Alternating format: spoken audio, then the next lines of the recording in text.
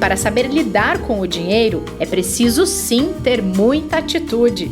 Por isso, todas as quartas-feiras temos um encontro com a Ana Leone, uma das mulheres mais influentes do mercado financeiro. E, em conjunto, vamos desvendar as diversas faces da sua relação com o dinheiro. Vem com a gente!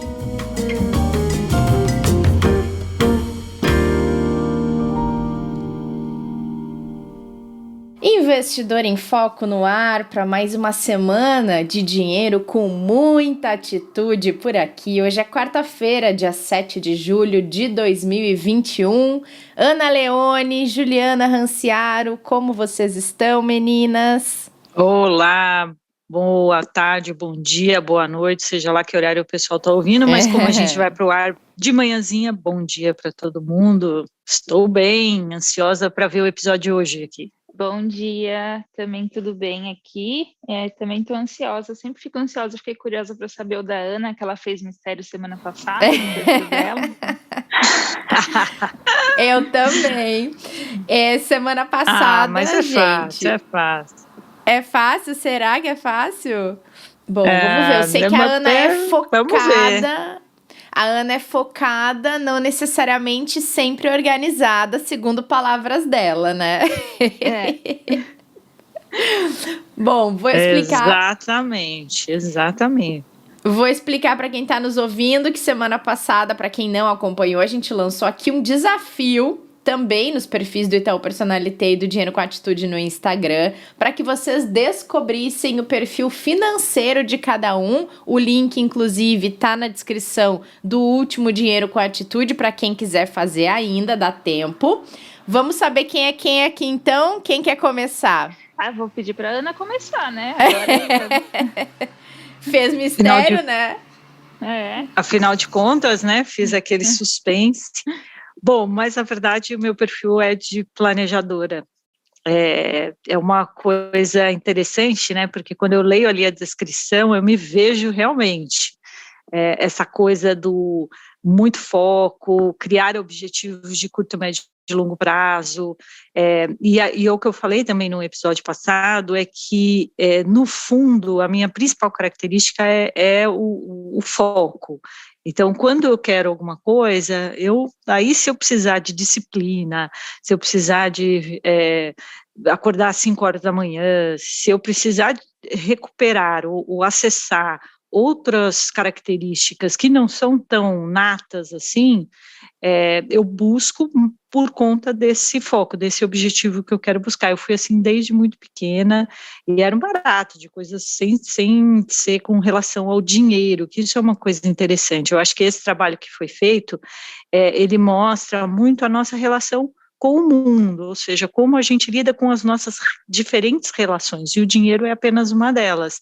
Então, eu acho legal a gente bater um papo bastante sobre isso aqui hoje, da gente entender que outras relações, outros jeitos da gente lidar com as coisas podem ser impactados na nossa relação com o dinheiro, podem ser acessados para melhorar a nossa relação com o dinheiro, e algumas coisas, obviamente, têm traços mais preocupantes quando a gente está falando na gestão financeira, mas é muito legal esse trabalho por conta disso, mostra como a gente encara o mundo.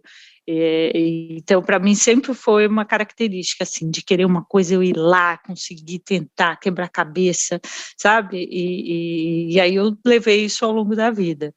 Mas tem lá suas características também que precisam ser trabalhadas desse perfil. E vocês, meninas? Eu fiz de novo e deu planejadora de novo também, Ana. Agora eu tô até me achando mais importante, porque deu igual. E você se considera mesmo, Ju, uma planejadora? Acho que hoje em dia, sim. Até parei para pensar um pouco nisso. Acho que não é só com dinheiro que eu sou assim, igual a Ana estava falando, mas já teve um período da minha vida em que eu não fui assim planejadora com dinheiro. Inclusive, acho que eu fui uma despreocupada ali. Mas desde que eu comecei a trabalhar com investimentos, alguma coisa mudou. Acho que eu ganhei uma consciência completamente diferente da que eu tinha antes, sabe? Legal. Bom, o meu também, meninas.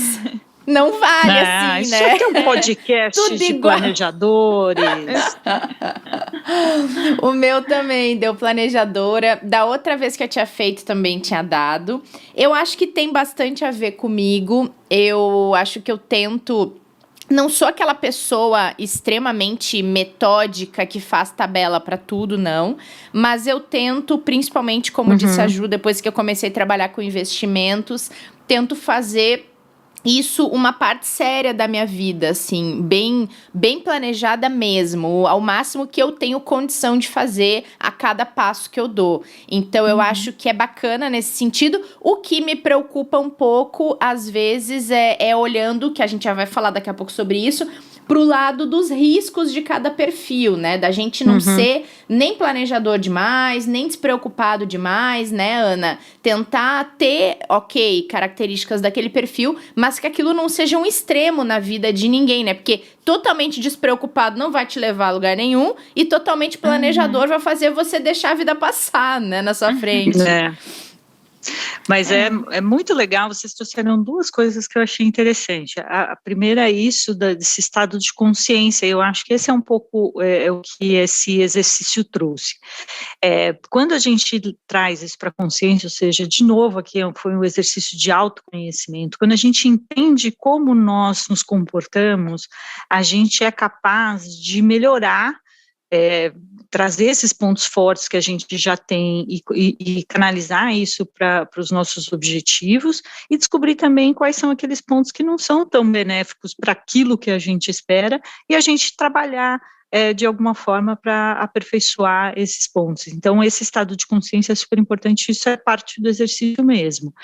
E aí, entrando até para os ouvintes aqui entenderem o que foi essa pesquisa, foi uma pesquisa realizada pela Ambima, que é a Associação Brasileira das Entidades dos Mercados Financeiros e de Capitais, esse nomão, para dizer que é uma associação que, entre os pilares de atuação, de aperfeiçoamento do mercado, das regras, o próprio Itaú é associado da Ambima, ali reúne as principais entidades, instituições do mercado financeiro brasileiro, ali se tem um trabalho de aperfeiçoar o mercado, de autorregular as regras desse mercado, de certificar os profissionais que atuam no mercado financeiro e também uma parte educacional de entender como as pessoas se comportam em relação ao dinheiro e como a gente usa essa informação para melhorar a relação das pessoas com o dinheiro. Então, é uma pesquisa que foi realizada em 2017, no Brasil inteiro, e se chegou à conclusão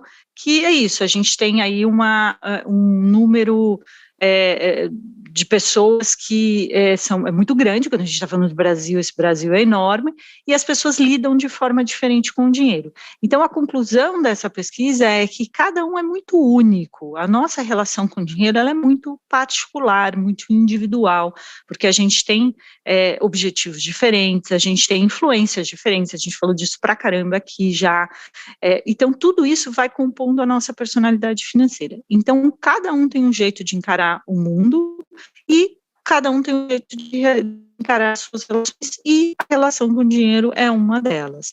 Por isso que entender como a gente ajuda a gente a gerir, inclusive, as nossas expectativas financeiras, porque aí a gente consegue, de fato, dizer assim, bom, quando eu olho aquilo que me dizem, olha, para você ter uma vida financeira legal, organizada, você precisa ter aqui uma planilha de controle, anotar tudo, eu também não gosto disso, me dá uma fadiga quando eu tenho que ficar organizando a minha vida financeira no detalhe, isso é super ruim, como a Renata comentou. Por outro lado, eu entendo como eu sou e acho um jeito de organizar melhor a minha vida financeira. Então, não dá para a gente mudar a forma como a gente encara o mundo só porque agora a gente tem que cuidar da nossa vida financeira. Então, o exercício de hoje, dessa semana, ele serviu para que a gente tenha claro quais são essas características e como essas características podem atrapalhar ou ajudar a nossa relação com o dinheiro. Então, a gente sabendo disso, a gente consegue lidar melhor e resgatar aquelas características que podem ser benéficas e aquelas características que podem atrapalhar aí a nossa relação com o dinheiro. Ana, e daí aproveitando, eu fiquei curiosa um pouco para saber quais são os outros perfis e um pouquinho de cada um deles, porque quando eu recebi o resultado de planejadora, eu li ali quais são as minhas características, né? Mas fiquei pensando quais são os outros. Legal, isso é interessante mesmo, a gente ter uma noção geral do que foi a pesquisa. Essa pesquisa, ela identificou 5 perfis diferentes, 5 conjuntos de características, traços de personalidades que compõem esses 5 perfis. Então, o primeiro perfil identificado foi o perfil do construtor. É aquela pessoa que é o devagar e sempre, sabe? Aquela pessoa que se preocupa com cada centavo, é aquela pessoa que deixa de fazer uma coisa para poder destinar o dinheiro para outra. Então, a pessoa economiza na condução e vai a pé uma parte do trajeto para o trabalho, é aquela pessoa que realmente cada centavo importa, é o devagar e sempre. Esse é um perfil que está mais presente no Brasil. 30% dos brasileiros são enquadrados aí como o perfil construtor. O segundo perfil é o despreocupado, é aquele deixa a vida me levar, sabe? Que assim, eu vou pensar no amanhã. A gente está falando de 11% dos brasileiros que se enquadram nesse perfil. Então, são pessoas que são mais fluidas, elas são mais abertas aos acontecimentos da vida, elas vão construindo o trajeto conforme o caminhar. Ela não planeja, ela de fato tem uma característica de bastante despreocupação com o dinheiro. O dinheiro não é algo que precisa ser gerido, mas precisa unicamente ser aproveitado. Depois a gente tem um outro perfil, que é o camaleão. A gente está falando de 29% dos brasileiros têm essa característica. Bastante. E o curioso da também. pesquisa é bastante. Se a gente pegar a margem de erro da pesquisa, empata com o construtor ali. Então, a gente está falando dos 2 perfis mais presentes no Brasil. E o camaleão, como o próprio nome diz, é aquele que se adapta a qualquer situação. Então, se tem uma renda mais alta, aproveita ali, usufrui do que aquela renda pode proporcionar, mas também se a renda cai, logo vai lá, se adapta, faz uma gambiarra aqui, outra ali, e consegue colocar as coisas em ordem. São pessoas que têm muita vontade de se organizar financeiramente, mas elas não conseguem muitas vezes. Então, elas começam e desistem. Então, são pessoas que elas não têm muito entusiasmo de ir lá, correr atrás e fazer acontecer. Então, são pessoas que são um pouco mais passivas ali, mas que têm muita vontade de se organizar. Depois a gente tem o sonhador, esse é o grupo que tem menos pessoas ali, 6% dos brasileiros se enquadram nesse perfil. O sonhador é aquele que sempre pensa no futuro, mas não de uma forma positiva, gente, é aquela coisa que sempre está voltada para o futuro. Então, olha, mas se um dia eu tiver uma vida financeira equilibrada, eu vou fazer isso, aquilo, se um dia a minha empresa for bem, eu vou conseguir ampliar o meu negócio e vender mais os meus produtos, eu quero fazer alguma coisa agora para que um dia eu possa. Então, a pessoa sempre tem um pensamento voltado para esse futuro, mas menos na construção desse futuro. E é curioso desse perfil, que ele é um perfil muito suscetível ao risco. Por quê? Porque são pessoas que têm um pensamento de grandiosidade. Então, para eles, não adianta você falar assim, olha, reserva aí 5% da sua renda para aplicar, porque, olha, 5% e nada é a mesma coisa, porque eles só pensam de uma forma muito grande. Então, tudo aquilo que abreviar ele do sonho é capaz da pessoa topar. Então, é legal no documentário dessa pesquisa, que mostra aí os traços de personalidade das pessoas, tem uma pessoa que diz o seguinte, se eu tiver que vender o meu apartamento que eu moro com a minha família para investir num negócio que eu acredito, eu vou lá e invisto mesmo.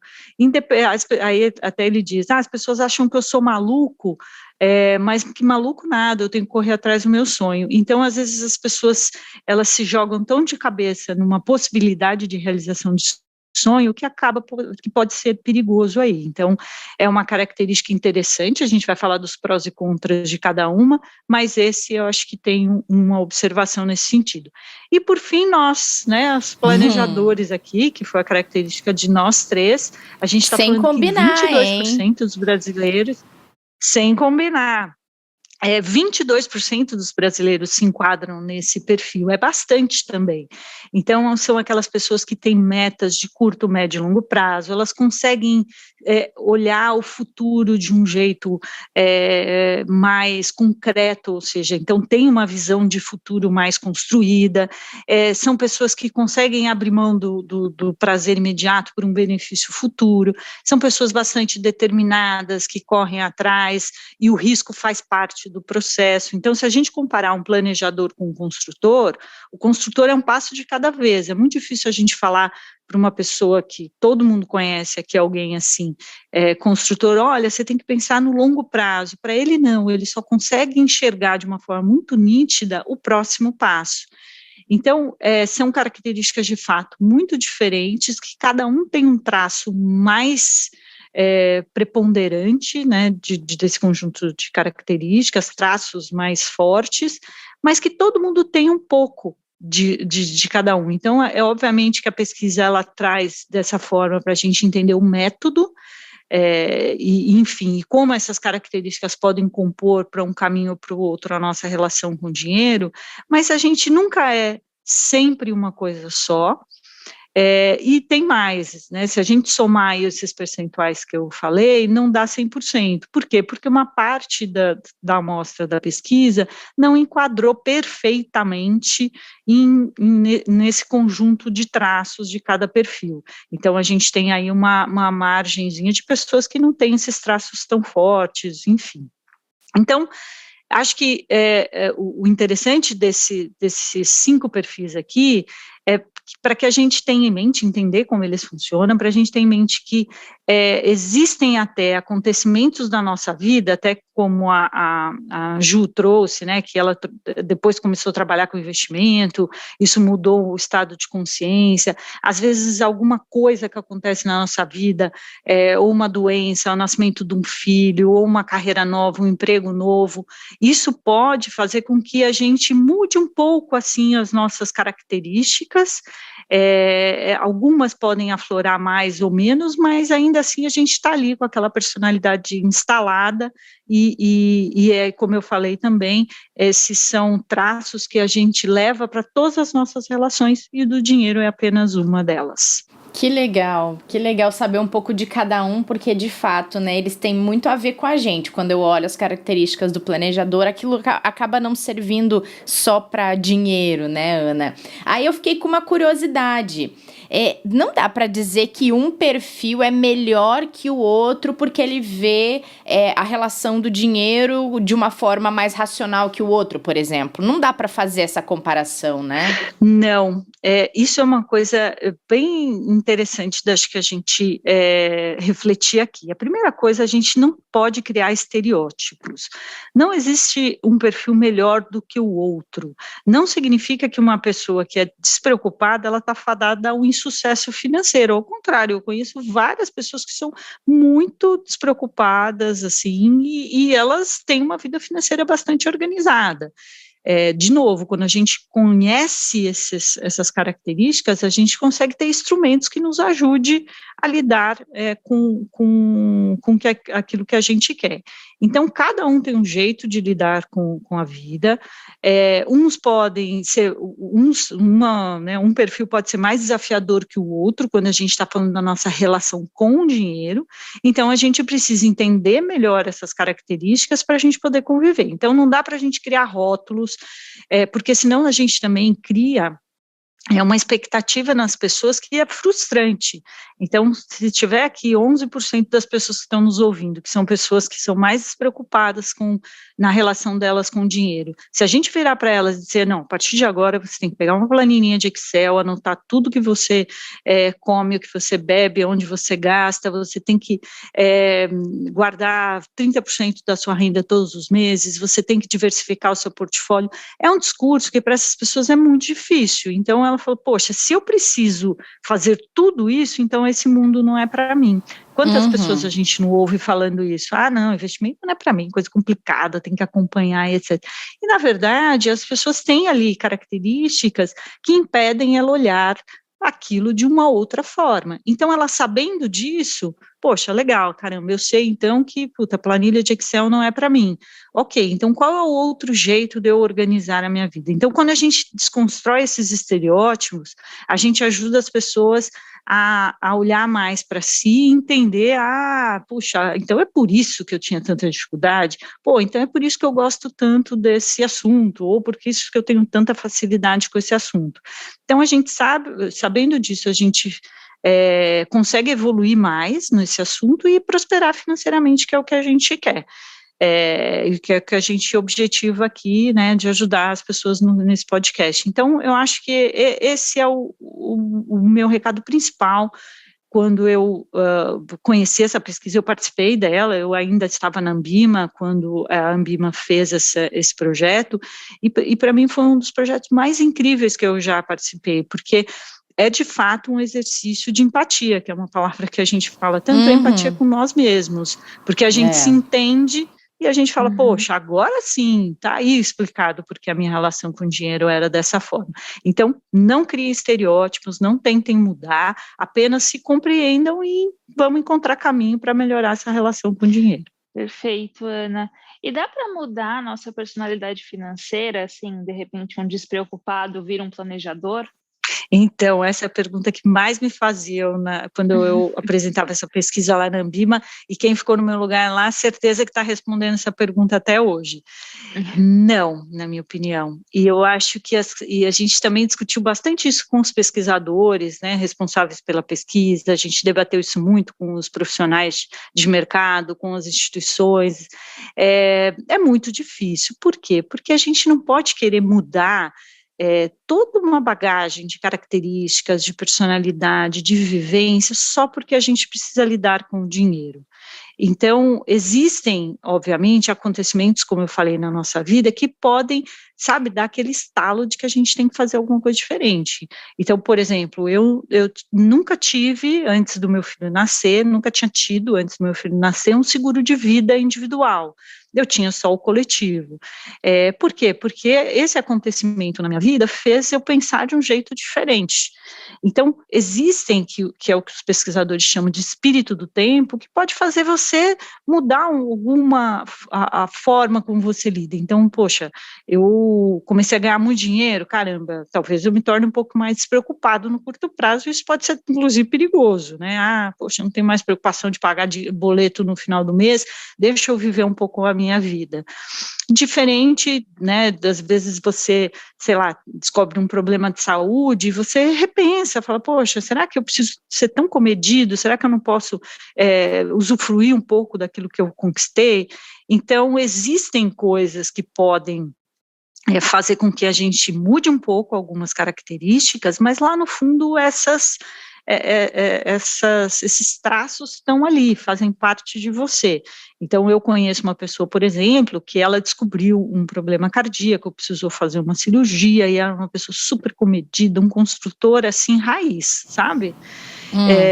E aí ele percebeu que, poxa, caramba, talvez eu não precise ser tão controlado assim, eu não precise ser tão comedido, eu consigo aproveitar um pouco mais a minha vida. Então ele passou a ser uma pessoa mais leve, uma pessoa que começou a usufruir um pouco mais do que tinha construído financeiramente, mas não deixa de controlar o extrato dele toda semana, e guarda os canhotinhos sabe, o comprovante, aquela coisa, quando você passa o cartão, essa que é a sua via, ele quer. Claro. Então, sabe, mas ele encara a vida financeira de um jeito um pouco mais leve, vamos dizer assim. Então, acho que não muda. E eu acho que a maior fonte de frustração é a pessoa se colocar nesse lugar. Poxa, se eu não mudar, eu não vou conseguir ter uma boa relação com o dinheiro. Como eu disse, não tem estereótipos, não tem um perfil melhor do que o outro, mas tem um exercício fortíssimo de autoconhecimento, e mais, Ju e Rê, de você conhecer as pessoas no seu entorno também. Sim. Então, você saber que, uma vez uma pessoa falou assim, Ana, essa pesquisa é muito legal, poxa, adorei. Agora, me diz uma coisa, como é que faz? Não, ela primeiro me perguntou qual era meu perfil, o perfil do meu marido. Eu falei assim, olha, o meu é planejador, meu marido é um construtor. Ela falou, nossa, que legal, né? E quando um despreocupado é casado com um sonhador, o que a gente faz, hein? Eu falei para ela, é bastante desafiador esse cenário, mas foi muito legal porque ela entendeu como ela via o mundo e a relação dela com o dinheiro e como o marido também. Então, isso foi também um jeito deles sentarem e conversarem melhor sobre a vida financeira deles. Então, essa pesquisa é muito legal mesmo, gente. Bom, se eles já conseguiram conversar sobre a vida financeira deles, é um grande avanço, Ana, dado tudo que a gente vê aqui, né? Pensa só, né? Mas não, é isso, diálogo é tudo. É verdade. E tava ouvindo você falar sobre essa questão de mudar e de cada perfil. Também entendo que a gente consegue manter a nossa personalidade, o nosso perfil financeiro e talvez captar um pouquinho do que os outros têm de bom para suprir algum extremismo de cada um, né? Tem alguma dica para que cada perfil roube um pouquinho do outro para lidar melhor com o dinheiro? Ah, tem. Eu até separei aqui algumas para a gente falar aqui para os nossos ouvintes. Bom, quando a gente está falando do construtor, eu acho que a dica aqui é estabelecer metas mais de longo prazo, principalmente pelo desafio do juro baixo. Então, como eu falei, essas são pessoas que elas olham sempre o passo seguinte, então ela precisa estar bem segura onde ela está para poder dar o passo seguinte. Então, aqui é tentar criar um objetivo que seja um pouco mais de longo prazo. Poxa, o que você quer fazer em 2 anos? O que você quer fazer em 3 anos? Será que parte do seu dinheiro não pode ser pensado para este objetivo? Não precisa se pegar boa parte do seu dinheiro ou traçar todos os seus planos de curto, médio e longo prazo, mas pensar um pouco em alongar esse seu olhar sobre os objetivos financeiros.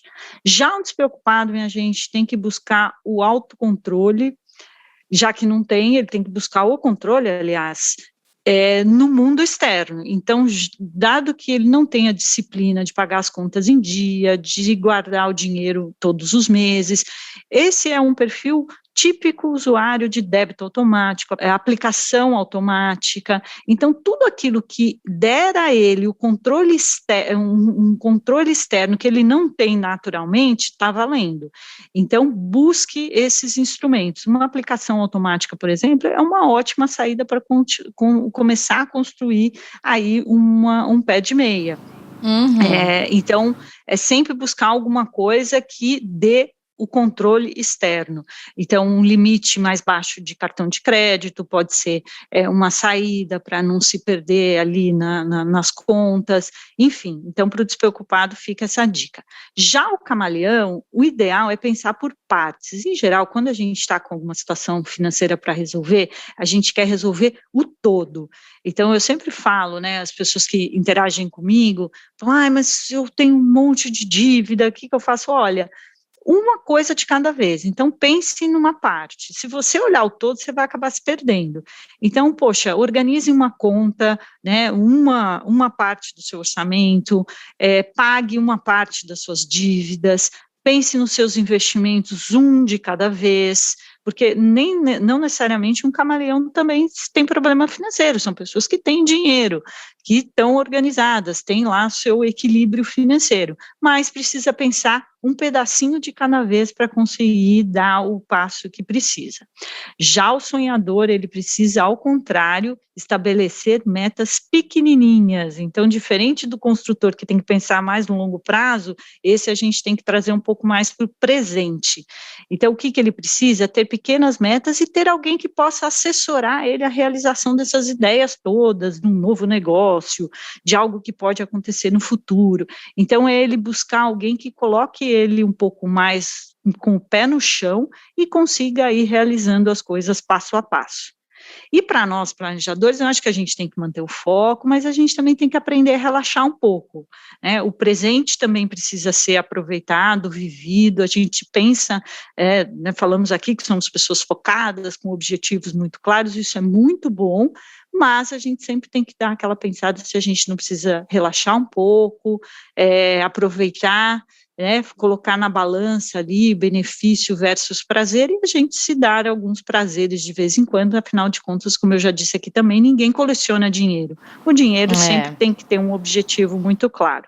Então, tá aí as minhas dicas para cada um dos perfis. Eu também recomendo que vocês acessem todo esse material da Ambima. Essa pesquisa é muito legal, tem ali os filminhos de cada perfil, como eles funcionam. A gente fez vários debates sobre essa pesquisa e tem esse material todo. Acho legal a gente separar uns links aqui para a gente colocar para os nossos ouvintes. E buscar uma especialista ou um especialista em investimento quando achar necessário, né, meninas, também. Porque às vezes a pessoa sozinha está com dificuldade. Para todos, né? Para todos os perfis, isso vale para todos os perfis. Eu acho que, assim como a gente tem o nosso médico que orienta a gente para as questões de saúde, a gente tem que ter um assessor que ajude a gente nos nossos assuntos financeiros. Sempre a procura por um profissional é o melhor caminho para a gente gerir melhor a nossa vida financeira. Perfeito. Ana, a gente entendeu um pouquinho mais de cada perfil, então, os desafios de cada um. E qual que é o nosso próximo exercício para a semana que vem? Ai. Lá vem a Ju, é isso aí, e nada de fugir. Mas esse exercício aqui, ele é menos reflexão, não é? Porque a gente já teve aqui um longo processo de reflexão, a gente já passou por várias etapas aqui de autoconhecimento, de falar sobre a riqueza, e hoje a gente vai falar sobre a diferença entre padrão de vida e padrão de gastos. Esse é o exercício dessa semana. A gente viu aqui já várias provocações que nós fizemos sobre o que a riqueza significa para cada um. Realmente a riqueza tem um significado diferente, né? Para uns é viver o pleno luxo que o dinheiro pode comprar e proporcionar, para outros a riqueza está muito relacionada a ter uma independência, uma vida muito simples, enfim, cada um tem a sua definição. A gente falou também muito aqui sobre a necessidade de escolhas, dado que o dinheiro é escasso, a gente sabe disso.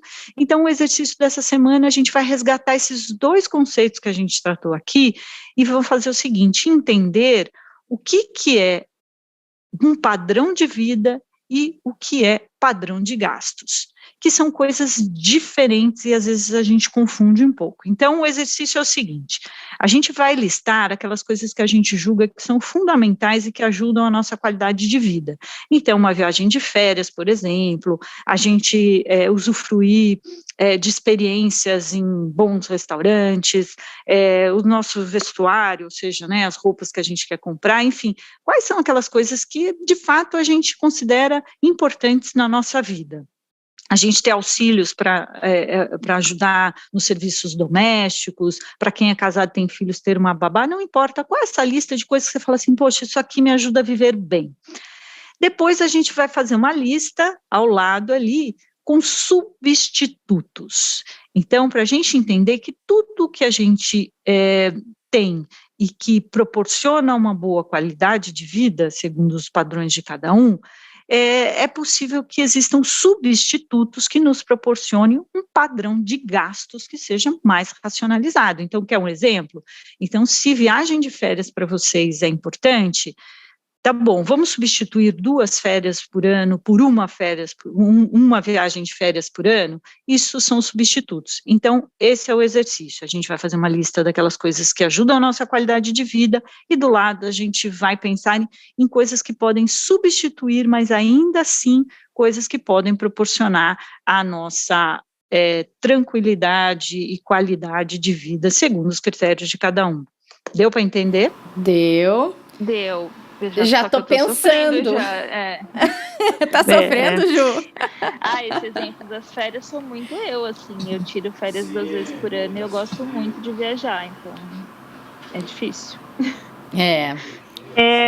Posso dar um spoiler, porque eu acho que pode ajudar aqui na reflexão. Vamos supor, acho que a da viagem é uma coisa muito legal, porque uma viagem de férias, uma viagem, ela representa, assim, a realização de sonho para muitos e de qualidade de vida para outros tantos. Eu adoro viajar, eu estou agora em outro lugar, né? Acho que a mobilidade também está permitindo isso. Então, eu me lembro de uma viagem que nós fizemos e a gente foi para uma praia muito legal no Nordeste do Brasil, e a gente alugou uma casa bem bacana, de frente para o mar e etc. Então tinha ali todos uns detalhes bem charmosos da casa e a gente pagou um determinado valor. E aí eu estava andando, né, ali pela praia e eu vi 3 ou 4 casas ao lado que também estava sendo alugada para férias, no pé na areia, olhando para o mesmo mar, usufruindo do mesmo sol, e era um custo bem mais barato do que a casa que a gente tinha alugado. A gente disse, bom, da próxima vez, se a gente voltar para cá, a gente vai alugar a casa, 4 casas para frente dessa daqui, gastar muito menos, usufruir do mesmo mar e do mesmo sol. É isso que são substitutos, não necessariamente você deixar de fazer alguma coisa, mas você racionalizar aqueles gastos, para que você possa, inclusive, o que sobrar, investir muito bem para realizar outros sonhos. Esse é o exercício dessa semana. Já tô anotando aqui os meus. E coisas que eu já consegui substituir, né? Tem que trazer o bom exemplo também quando tem. Muito bom. Meninas, olha, eu tenho vários que eu acho que vai ser bem educativo para a semana que vem, então não perca. Boa, eu vou trazer exemplos também e vou trazer minha listinha. Eu também, pode deixar, já comecei. Combinado, Ju. Combinado. Fica quietinha aí não, Ju, quero saber a sua também. Meninas, então, ficamos aqui com esse episódio, com essas dicas, com toda essa reflexão. Vou tentar ser uma planejadora mais relax a partir de agora. E vou fazer minha listinha para a semana que vem, porque a gente se encontra na próxima quarta, combinado? Combinado. Combinadíssimo. Beijo para vocês. Obrigada, beijo. Beijo. E obrigada a todo mundo que acompanhou esse episódio. A gente espera vocês no próximo Dinheiro com Atitude, mas amanhã também tem podcast. Vem com a gente. Amanhã de manhã tem episódio novo do Investidor em Foco. E sobre esse exercício, fiquem ligados e ligadas no Instagram do Dinheiro com Atitude e também do Itaú Personalité, porque a gente vai dando dicas e vai postando ali para vocês acompanharem e interagirem com a gente. Combinado? Até mais!